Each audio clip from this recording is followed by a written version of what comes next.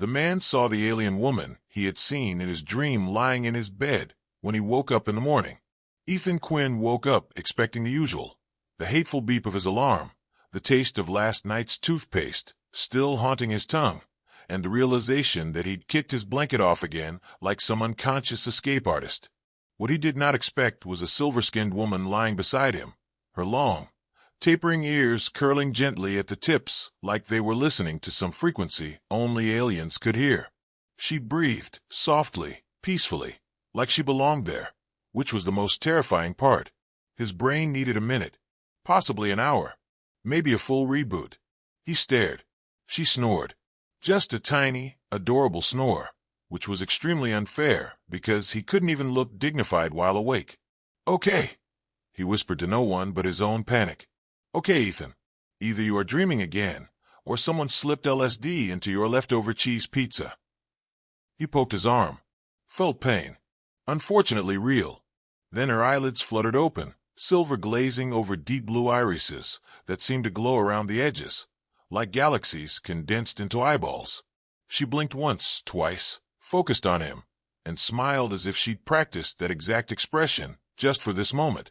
"I finally found you," she breathed. Ethan screamed. Not heroically.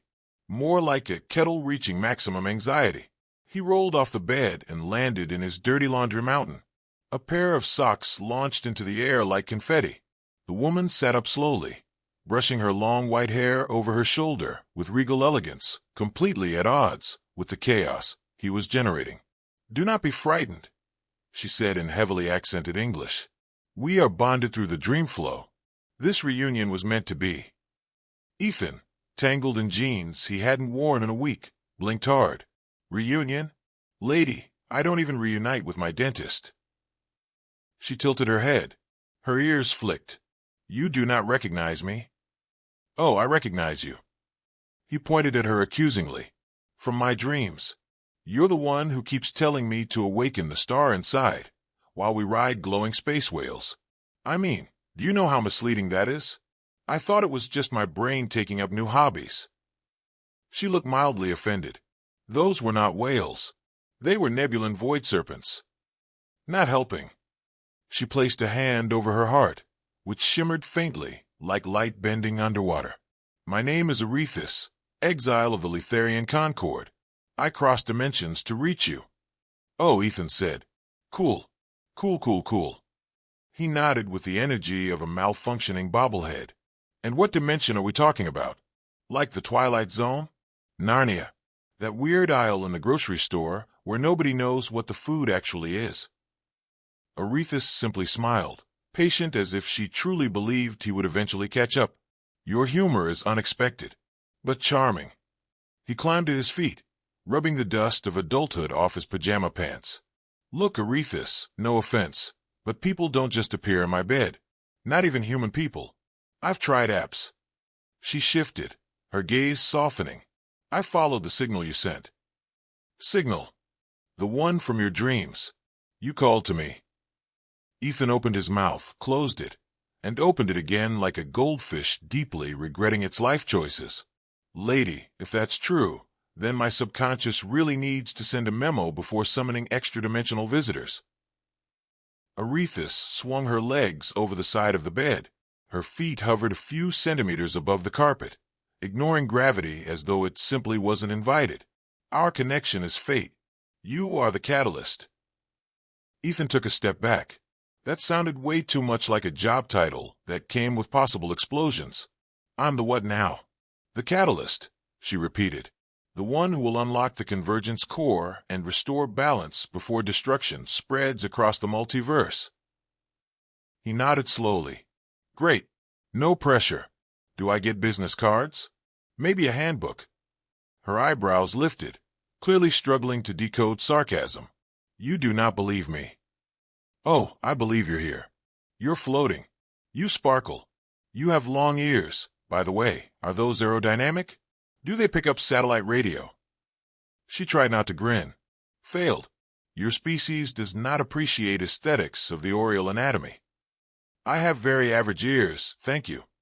A pause stretched between them.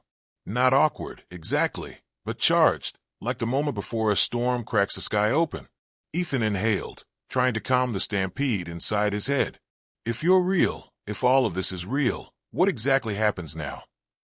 Aréthis looked around his messy apartment with mild fascination, gently tapping a lamp until it flickered like it was shy.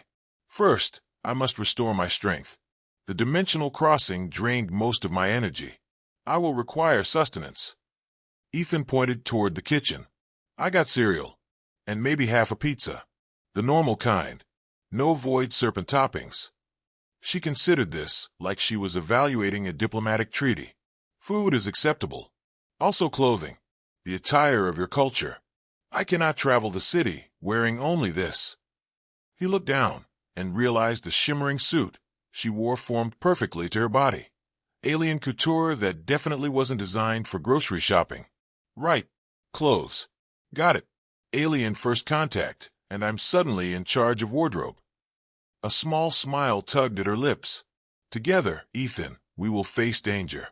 But also hope. You are not alone anymore. Ethan stared into her glowing eyes, feeling something inside his chest shift. Excitement tangled with dread. Curiosity battling the urge to flee to Canada. He swallowed. So, he managed, voice cracking slightly. You want breakfast? Yes, she replied solemnly. And perhaps coffee. You humans worship it like divine essence. You have no idea, Ethan said, turning toward the kitchen. Welcome to Earth.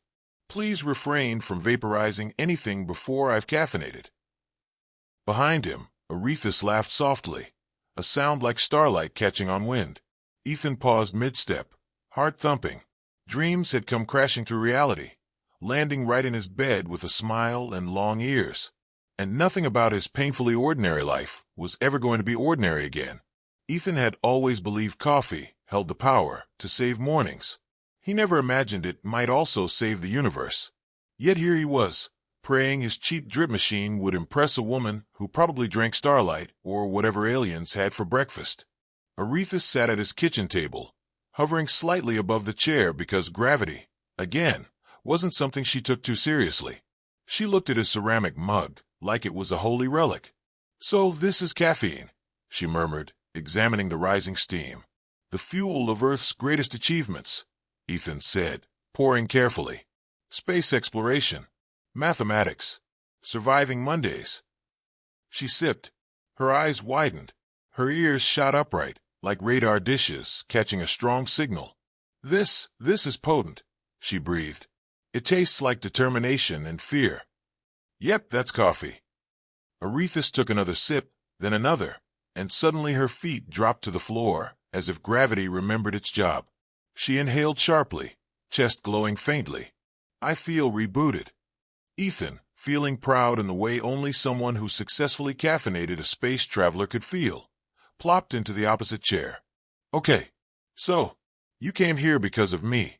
Universe in danger. I'm the catalyst, which sounds like something Michael Bay would direct. What now? She set the mug down with reverence. The guardians of the Concord hunt me. They believe that you hold something inside you, something they fear. When the dreams began, they traced the energy signature to this dimension. They will come. Come here, Ethan said, picturing laser beams exploding his IKEA furniture. To my apartment? Yes, and soon. Ethan took a long dramatic swig of his own coffee, as if caffeine might install bravery. Great, because my landlord already thinks I'm a troublemaker. This'll help. Aréthis tilted her head, studying him. You take peril lightly. It is comforting. Oh, trust me, I'm internally screaming. I'm just trying to keep breathing. She smiled, a flash of warmth in a world suddenly threatening to collapse. You are stronger than you know.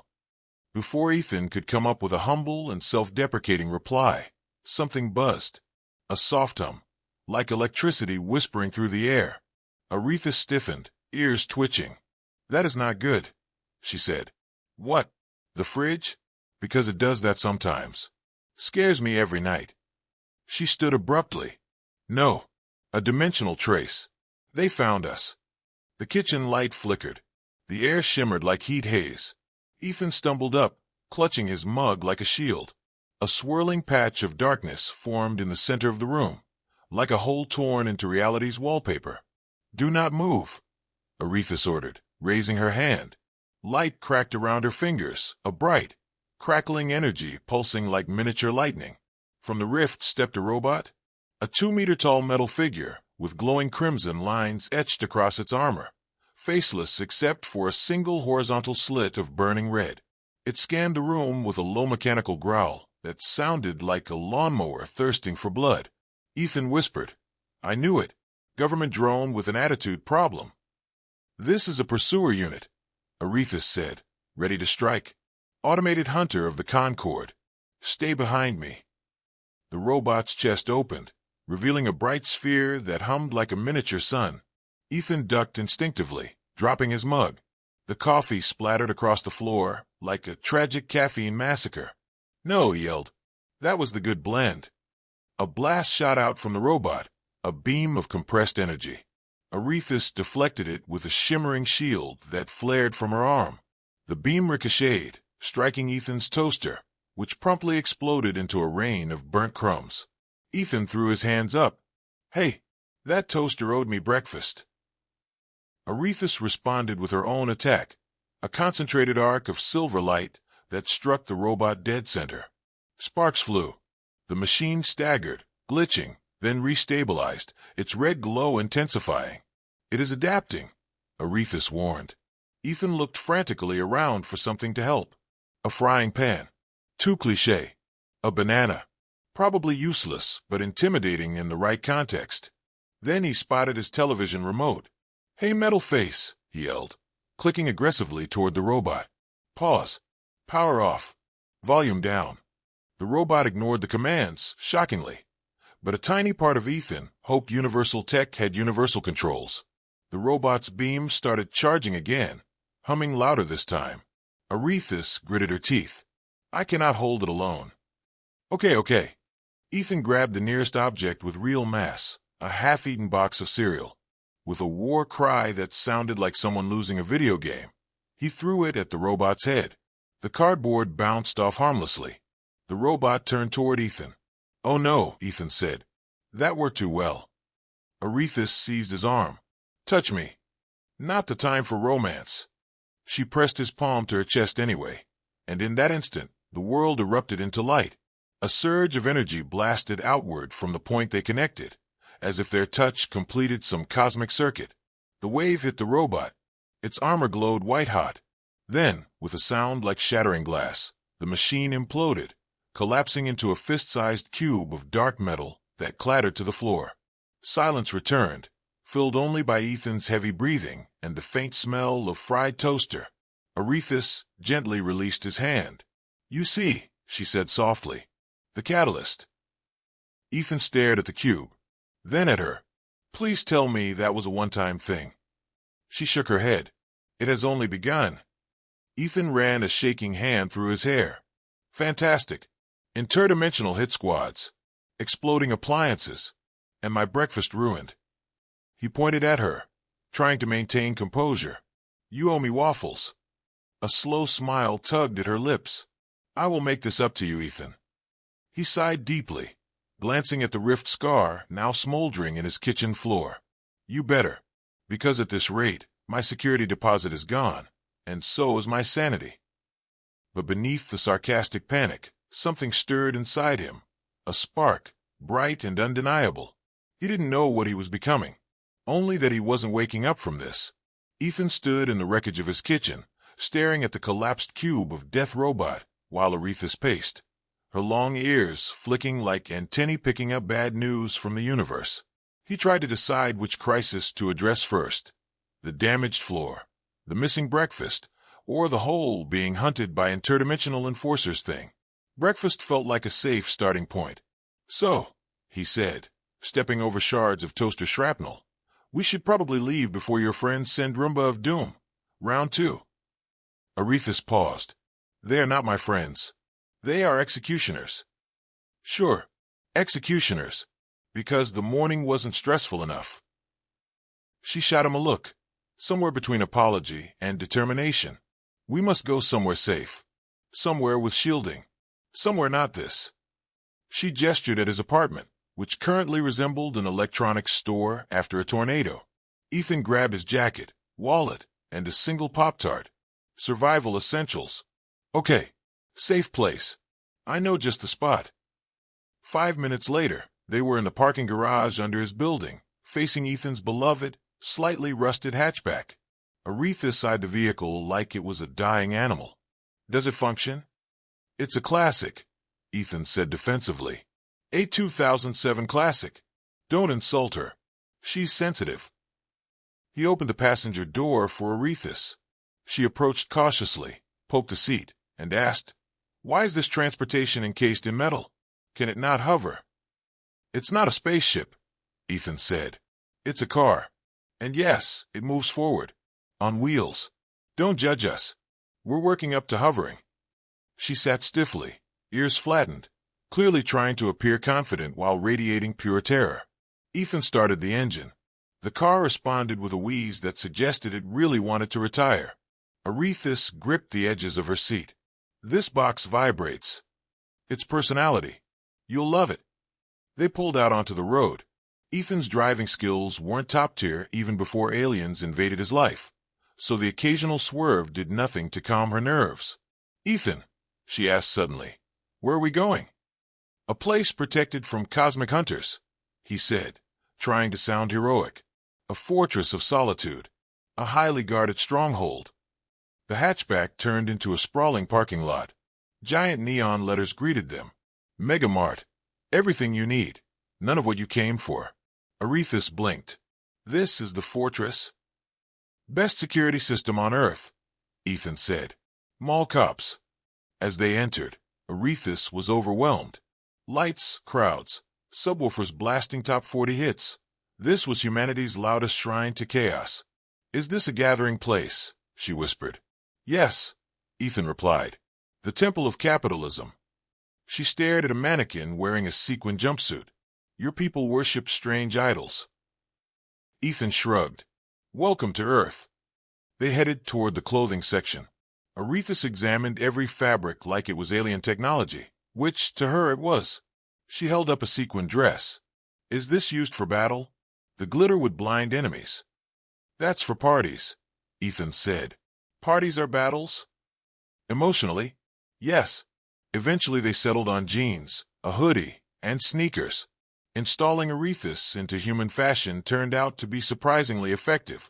She looked like a cosmic warrior disguised as someone who worked at a tech startup. Then Aréthis froze. Her ears twitched violently. "They are here." Ethan's stomach plummeted. How fast do these guys travel? Did they take the express wormhole?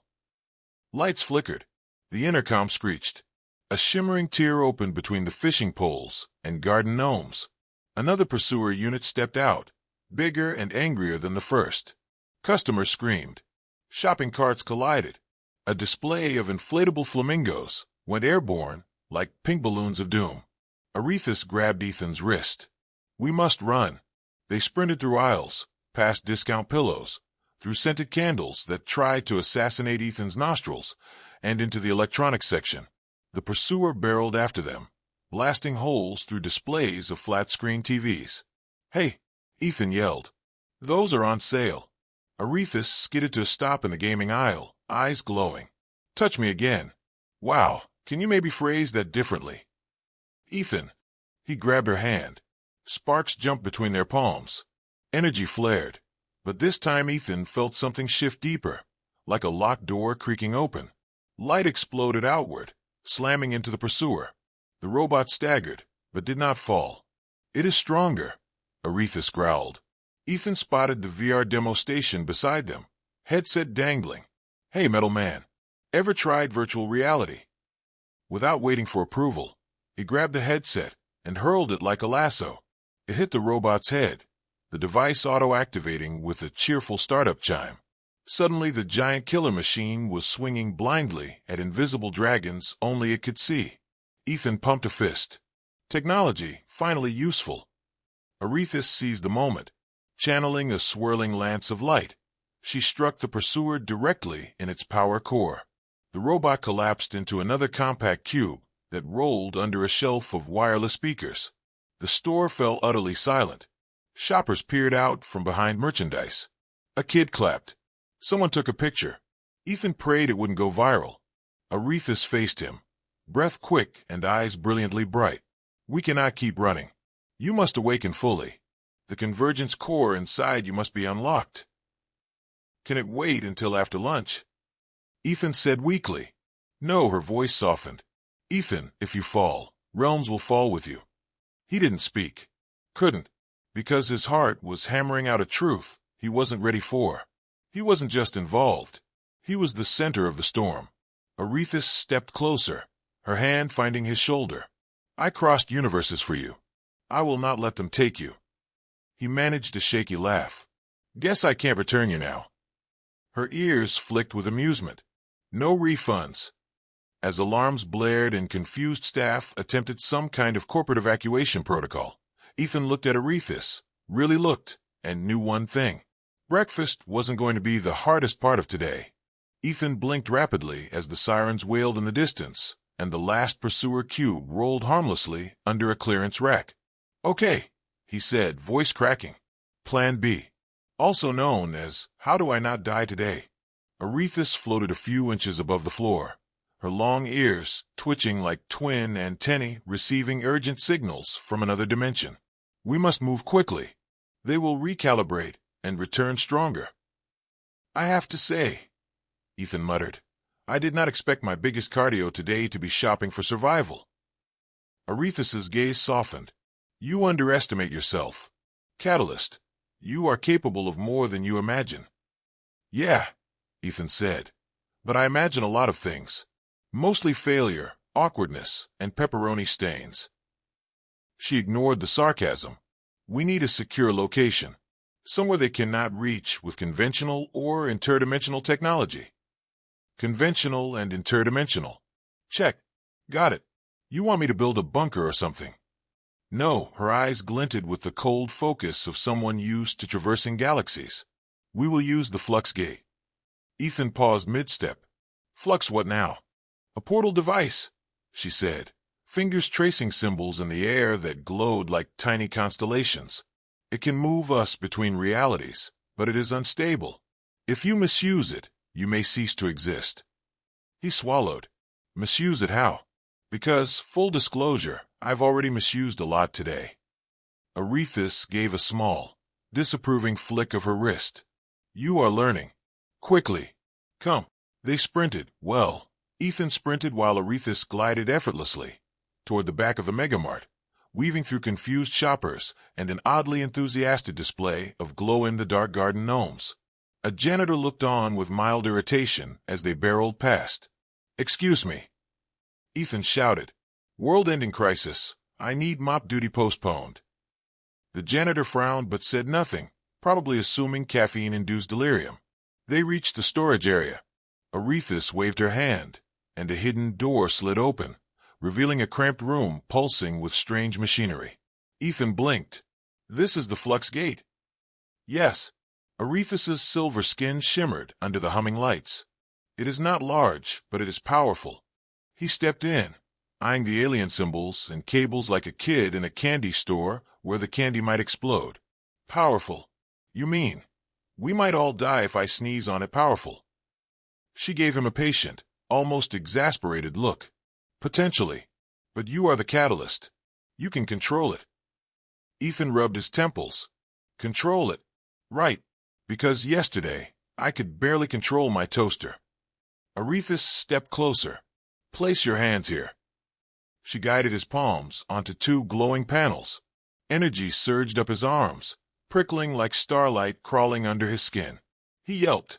Hey, that tickles and also probably violates 3 building codes. Focus, she urged. You are connected to the convergence core. It flows through you. Feel it. Ethan closed his eyes, breathing. He imagined something. The visions from his dreams, the silver woman floating, the nebulous serpents, the endless corridors of stars. Slowly, the prickling sensation settled into warmth, a heartbeat that matched his own. Good, Aréthis said. You are opening the pathway. Suddenly, A shiver ran through the room. The air thickened. The machinery hummed louder, reacting to some unseen signal. A second pursuer unit materialized outside the storage room's reinforced wall, larger, sleeker, its red eye scanning for anomalies. Ethan opened one eye. I take it these things don't come with user manuals? Aréthis ignored him. They sense energy. We must act quickly.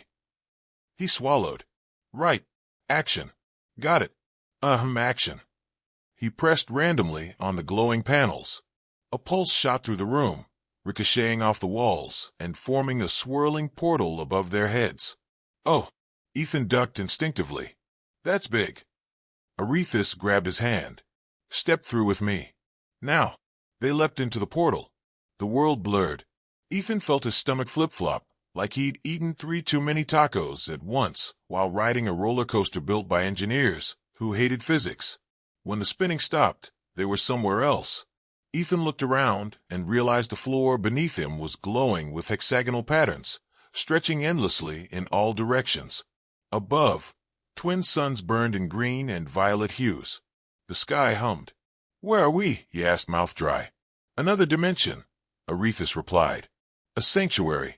The flux gate brought us to a stable point outside their reach. Here, they cannot follow without immense risk. Ethan stared at the glowing horizon. Right. So, basically, paradise with math problems. I'm seeing the beauty, I think. Maybe. Aréthis gave a small laugh, her ears twitching. Your humor endures. Good. But rest will be brief. You must train. Control the convergence core. It is waking. Train, Ethan echoed. Like a gym membership, but for saving the universe. Yes. Her eyes gleamed, and for a moment, she looked like a soldier ready to rewrite destiny itself. The core responds to emotion, to thought, to will. You must unlock it fully, or I explode. Ethan offered. Or we all explode. Got it. High stakes, low cholesterol. Aréthis touched his shoulder gently. You will not be alone. I will guide you. Great, he said, attempting a grin that felt entirely too small for the multiverse. So, alien mentor plus caffeine plus cosmic responsibility equals me probably fainting at least once a day. She did not answer with words. Instead, she guided him toward a platform glowing faintly, lined with alien symbols. Focus. Feel it. Let the energy flow through you. Do not fear it. Ethan closed his eyes, took a deep breath, thought of dreams, of silver light, of strange, impossible nebula serpents. A pulse ran through him. His palms glowed. A wave of warmth spread from his chest outward. The hexagonal floor vibrated, responding to his heartbeat. Aréthis nodded. Good. You are awakening. Ethan opened one eye. Awakening. Like coffee? Because I feel awake, scared, and possibly hungry. Aréthis let out a laugh, a light, melodic sound that felt like a promise. You are more than your fears, Ethan. More than your hesitation. The universe has chosen you, whether you like it or not. Ethan exhaled. Oh, I like it. I mean, no. Wait. Yes. Sort of. Can we at least have waffles later? Aréthis tilted her head. After we survive, yes. He nodded grimly. Somewhere in the back of his mind, between panic and awe, he realized one truth. The multiverse was dangerous, beautiful, and entirely his responsibility now. And breakfast could wait. Ethan floated, or at least, he had the vague impression of floating, above the glowing hexagonal platform, palms still warm from the surging convergence core energy. He blinked at Aréthis, whose ears twitched with impatience and amusement. You're glowing again, he said. Not that I'm judging, but I feel like a human disco ball over here. You are channeling the core fully, she said, voice calm but urgent. The flux of energy flows through you, stabilizing reality around us. One final test remains. Final test, Ethan echoed, gulping. Does this test involve pop quizzes, math, or death lasers? Mostly the latter, Aréthis said. Focus. You are ready. He squinted at the swirling rift in the sky above the platform. Outside, streaks of red light cut across the stars. The final wave of pursuer units, the most advanced yet, closing in on their dimension. Ethan's chest tightened. Fear, adrenaline, and a hint of determination coiled into something he hadn't felt before: purpose. Purpose, huh? He muttered. I usually just try not to spill coffee on myself. Aréthis ignored his humor. Concentrate on the core. Channel its energy outward. It will repel them. Ethan clenched his fists, feeling the core responding to his every thought. He imagined the universe folding, reshaping around a protective bubble, every pulse syncing with his heartbeat. The units reached the rift, scanning, calculating, hesitating. He felt the weight of countless lives, countless worlds, pressing on him. His mind screamed, I can't. Then, a flicker of Aréthis' smile. Yes, you can. Trust yourself. Ethan exhaled. Okay, I trust-ish. He lifted his hands, imagining energy stretching from him in every direction, twisting into a lattice of silver light. His pulse quickened, the floor hummed beneath him. The pursuer units shuddered as if the very concept of their existence offended the universe's rules. Look at them. Ethan shouted, astonished. They're confused. They cannot breach your energy. Aréthis said. You are the core, Ethan. You are its master. He focused, shaping the lattice into a barrier that wrapped around the dimensional tear. Each pulse of his heart reinforced the construct, pushing the red lines of the pursuer units back, forcing them to retreat. One by one, they flickered, destabilized, and vanished with sparks of light, leaving the rift quivering before collapsing entirely. Ethan sagged, floating back to the platform. Well, that's done. Universe saved. Go me. Aréthis descended beside him, her ears flicking in amusement. You did more than that. You awakened, controlled the core, and faced the fear without surrendering. I still feel like I just survived a particularly aggressive video game, Ethan said, rubbing his eyes. But okay. Growth. I think I feel it.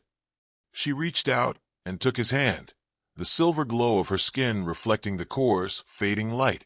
This is only the beginning of your journey, Ethan. But you have proven yourself. Courage is not the absence of fear, it is acting despite it. Ethan swallowed, trying to absorb the weight of her words. You mean like when I tried to cook that flaming ramen last week? Aréthis laughed softly. Exactly like that. The platform hummed gently as the energy stabilized. Ethan could feel the world settling, the multiverse straightening its threads around him. No pursuers, no rifts, no immediate explosions threatening life as he knew it. For the first time, he felt calm. So, he said, attempting casual bravado. What now? Do we go back to my apartment? Do I get to sleep? Maybe have a sandwich that isn't cosmic energy infused. Aréthis smiled. We return. You need rest. You have unlocked your potential, but even a catalyst requires balance. There will be other challenges. But for now, victory. Ethan nodded, feeling an unexpected pride welling in him. He had gone from a man whose greatest daily challenge was laundry to someone capable of reshaping realities. And yet, he realized that the journey had changed him most in the small ways. His patience, his courage, and his capacity to hope. They stepped back through the flux gate, arriving in the same chaotic megamart parking lot where his adventure had begun. Sunlight spilled across the asphalt. The world seemed both ordinary and miraculous, as if it had been waiting for him to prove he belonged. Looks kind of normal, Ethan said, kicking a loose pebble. Like nothing happened. Normal for now, Aréthis said, but you will never be the same. He chuckled. Yeah, and apparently I have alien supervision for life now. Lucky me. Aréthis's ears twitched, and she smiled faintly. I am not supervision. I am guidance. And perhaps the friend. Ethan grinned. Friend, huh? That works. As long as friends don't vaporize my toaster without warning. They walked toward his car, stepping over the remains of minor chaos left in the mall's wake. Ethan realized he no longer feared the unknown. It was exciting, terrifying, yes, but he could face it. He could face anything, especially with Aréthis beside him. And breakfast, he asked. Do we get waffles now? Aréthis laughed, a sound like starlight dancing. We shall eat, Catalyst. You have earned it. Ethan exhaled, finally feeling the tension leave his body. He had faced galaxies, battled interdimensional enforcers, and unlocked powers beyond imagination. But now, in a quiet moment, he understood the greatest lesson. Courage wasn't flashy. It wasn't always epic. It was the choice to keep moving forward, even when the universe was trying to cheer you up. "Okay," he said, taking her hand. "Let's go get those waffles. And maybe some syrup. And coffee. Definitely coffee." Aréthis' ears flicked, and her eyes twinkled. "Lead the way, Ethan. Catalyst of the convergence core. Lead the way." And together, they walked toward the rising sun, the beginning of ordinary life, threaded with extraordinary possibilities, stretching infinitely ahead. The end.